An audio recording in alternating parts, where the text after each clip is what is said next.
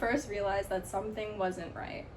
So I was always into sports. I played volleyball growing up, and so my sophomore year of high school, I went to a volleyball tournament, and then I got sick.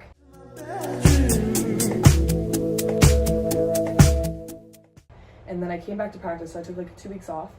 Came back to practice and everything just was not right. I just remember I was a hitter, so we're always jumping and, you know, like running on the court. So whenever I was like, especially when I was jumping, I just got really, really dizzy and felt like I was gonna black out. And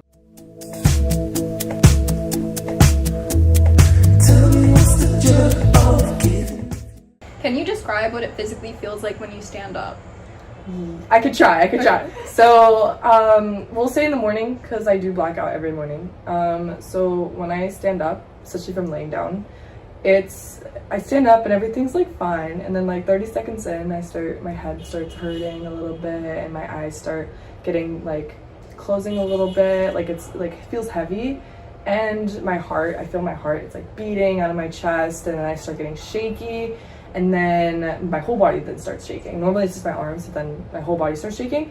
And then I just like feel extreme dizziness. And then most of the time I do black out after that.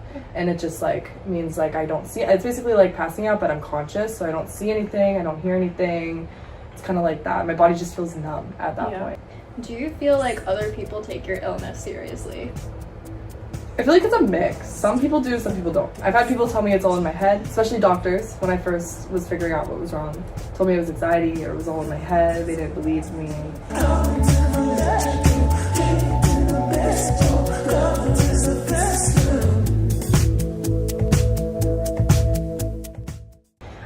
My peers, sometimes they're like, oh, it's in your head. Oh, like, you're fine. You look fine.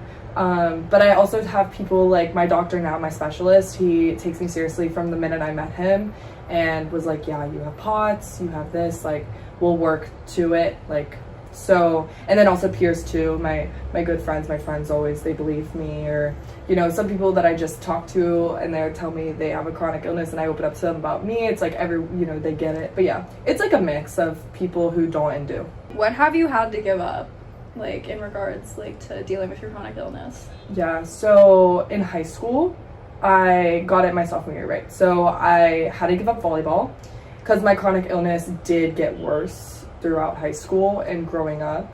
I had to give up volleyball, was a big one. I did try to go back to it, it just didn't work out. So I had to give up volleyball, I had to give up working out as a total for 2 years. And so I honestly had to give up school as well because I wasn't going to school. I was in my bed. I couldn't get out of my bed, like, I would pass out or black out. It was just really rough. I had to give up a lot of friendships as well because I wasn't at school. I wasn't able to hang out. So I did give up a social life. So that was very hard growing up, you know, in high school. But I will say that everything is getting better and I'm able to manage it since I have a really good doctor now. So things are slowly coming back, which is good. But I did have to give up a lot, but it did make me stronger. Yeah. Okay, what do you wish people understood about living with POTS?